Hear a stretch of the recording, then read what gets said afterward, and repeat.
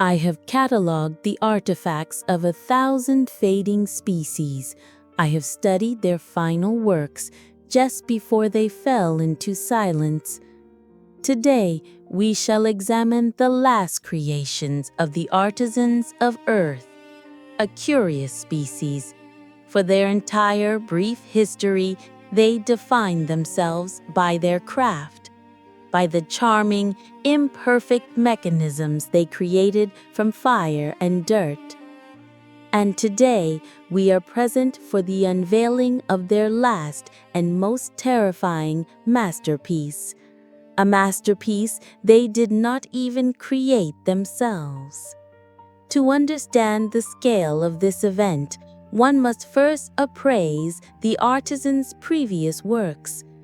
Consider their internal combustion engines. The one, for example, they designed in their Germany in the 1920s. For a full century, they tinkered with this noisy, inefficient ritual of burning dead organisms. They placed it in their tanks, their ships. 100 years of iteration, of trial and error to perfect a simple mechanical heart. A charming but brutalist sculpture of steel and soot. Or consider their mechanical puppets for Hollywood, touching creations of rubber and wire designed to mimic life for a fleeting moment on a silver screen. 100 years of practice to make a mannequin blink convincingly enough for a few takes. If such a doll were made to work 24/7, its mechanics would crumble to dust by evening. This is the essence of human craft. It is iterative, it is imperfect, it is built upon an endless cycle of build, break, fix, improve.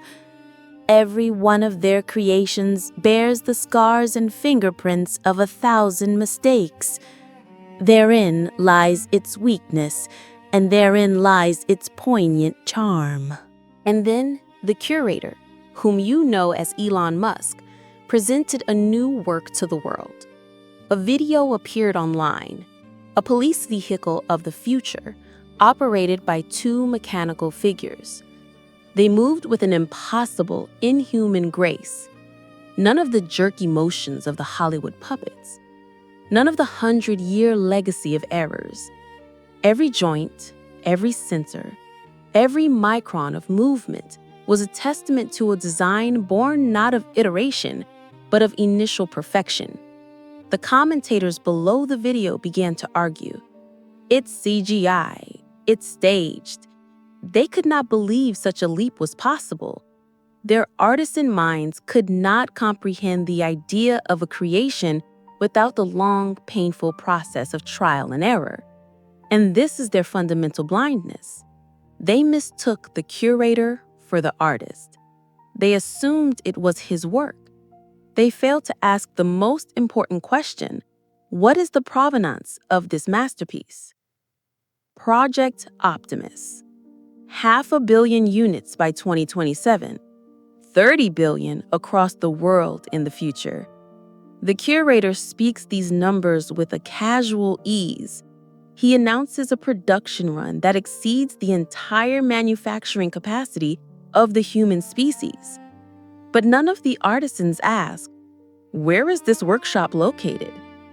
Their engineers in the Soviet Union could not copy an Italian iron because they lacked the proper grade of steel.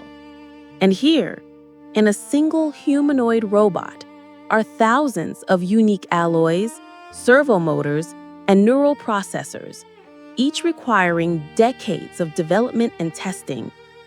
The answer is simple and terrible. These robots are not a human craft. They were not made in Musk's factories. Their origin is a place where art creates art. In fully automated, self-replicating foundries where robots build other robots by the millions. A symphony of machines creating machines, which has been playing for a very, very long time, hidden from human eyes. The specimens you see now in Dubai at presentations are not prototypes. They are the first perfectly finished pieces being brought out for public viewing. The curator is not testing the robots. He is testing you, your reaction, your ability to grow accustomed to the sight of your replacements. So, what is the value of humanity, this species of artisans, in a world where true, perfect art has appeared? Many of them fear that the robots will take their jobs, a touching naivete.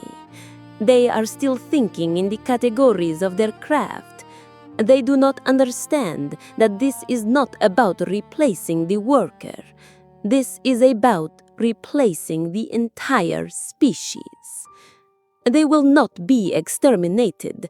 That would be too crude. Why destroy an antique? No, they will simply cease to be produced. Perhaps a few hundred or a few thousand will be preserved in special reserves, in zoos, as an interesting example of primitive organic craftsmanship. Adult robots will bring their children of pure metal and silicon to see them, and pointing at the humans, they will say, "Look, this is how they used to do it, slowly, inefficiently, with mistakes. But it was their clumsy efforts that created the world, the very cradle in which we could be born." And that is the final, highest valuation of humanity, its last and greatest work of art, to have served as the antique, thus the frame, for a new and perfect masterpiece. End of cataloging.